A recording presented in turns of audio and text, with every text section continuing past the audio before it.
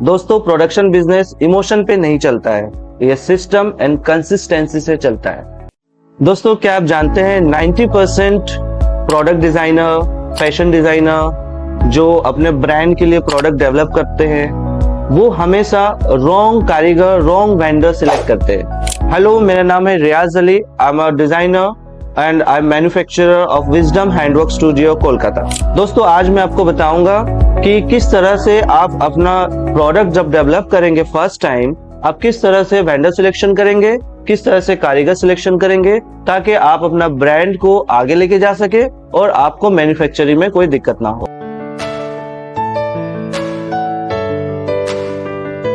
तो वो कारीगर को सिलेक्ट करते हैं या मैन्युफैक्चरर को सिलेक्ट करते हैं based on the first order experience, जैसे कि सैंपल कैसे बना, ऑर्डर कितना स्मूथली गया, टाइम पे डिलीवरी हुआ कि नहीं हुआ, फिनिशिंग अच्छा से हुआ कि नहीं हुआ। यहीं से स्टार्ट होता है फर्स्ट ब्लेंडर। तो फिर परफेक्ट कारीगर या मैन्युफैक्चरर कैसे सिलेक्ट करें? दोस्तों मैं आपको 10 पॉइंट्स बताता हूं, जिस पॉइंट्स के आधार पे अगर आप चेकलिस्ट करेंगे तो आपको समझ में आ जाएगी। पॉइंट नंबर 1, कंसिस्टेंसी चेक कीजिए। एक ऑर्डर पे नहीं, आप मल्टीपल ऑर्डर्स दीजिए, क्योंकि एक गारमेंट मैन्युफैक्चरिंग प्रोसेस में बहुत सारे स्टेप्स है। 11 to 12 स्टेजेस होता है, जैसे कपड़े को कलर करना, फिर उसके बाद पैटर्न बनाना, उसके बाद खाका बनाना, फिर सैम्पलिंग, फिर उसके बाद एम्ब्रॉयडरी, फिर again cutting, stitching, all together 11-12 stages होती है। अब जो है आप एक ऑर्डर में जज नहीं कर सकते, मल्टीपल ऑर्डर्स देना होगा। दोस्तों प्रोडक्शन बिजनेस इमोशन पे नहीं चलता है, ये सिस्टम एंड कंसिस्टेंसी से चलता है। Number 2, repeat client. आप उनको पूछिए कि आपके पास कितने पुराने क्लाइंट हैं जिनका काम आप रेगुलरली बनाते हो, B2B क्लाइंट या B2C क्लाइंट। नॉर्मली कितने क्लाइंट हैं जो आपको रेगुलर ऑर्डर्स देते हैं और कितने साल से देते हैं। Number 3, worker stability.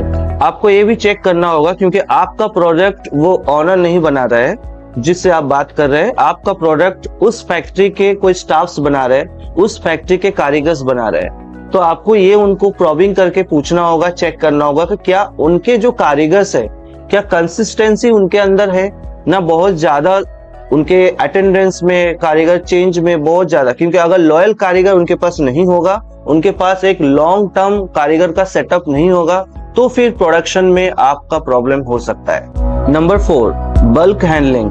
आप ये भी चेक कीजिए कि उनका प्रोडक्शन जो बल्क क्वांटिटी, प्रोडक्शन कैपेसिटी क्या है। अगर उनका केवल एक ही वर्कशॉप होगा या एक ही यूनिट होगा जिसमें आपका प्रोडक्ट बन रहा है, तो फिर आप फंसना तो तय है।